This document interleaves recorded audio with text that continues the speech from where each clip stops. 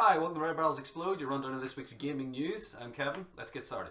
First up this week, the video game streaming website Twitch has officially banned people streaming games rated adults only by the ESRB.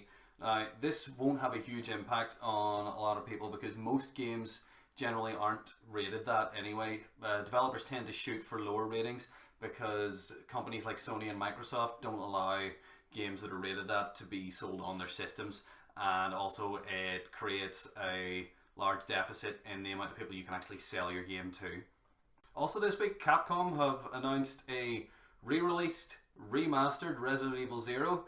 This joins the pantheon of other re-release games Capcom have done recently, including Street Fighter 4, re-released as Super Street Fighter 4 and Ultra Street Fighter 4, Dragon's Dogma, re-released as Dragon's Dogma Dark Arisen, DMC Devil May Cry being re-released as DMC Devil May Cry Special Edition, and Resident Evil HD Remaster, to which this game is a prequel. This is good news for Resident Evil fans and slightly baffling news for everyone else. Konami are in the news again this week, this time because CEO Hideki Hayakawa was being interviewed, and in that interview he implied that he believed that the future of gaming was free-to-play mobile games.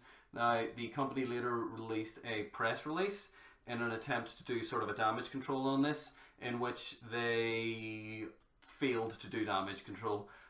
Basically what has happened is that they have talked tentatively about Hideo Kojima in the context of the Phantom Pain and not mentioned any other video game projects that Konami are working on, and haven't really done anything but muddy the waters a little further on this subject.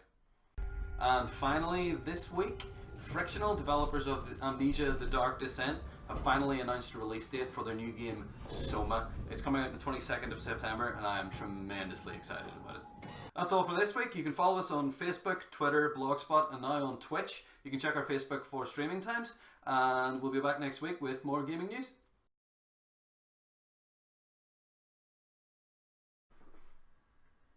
Peace.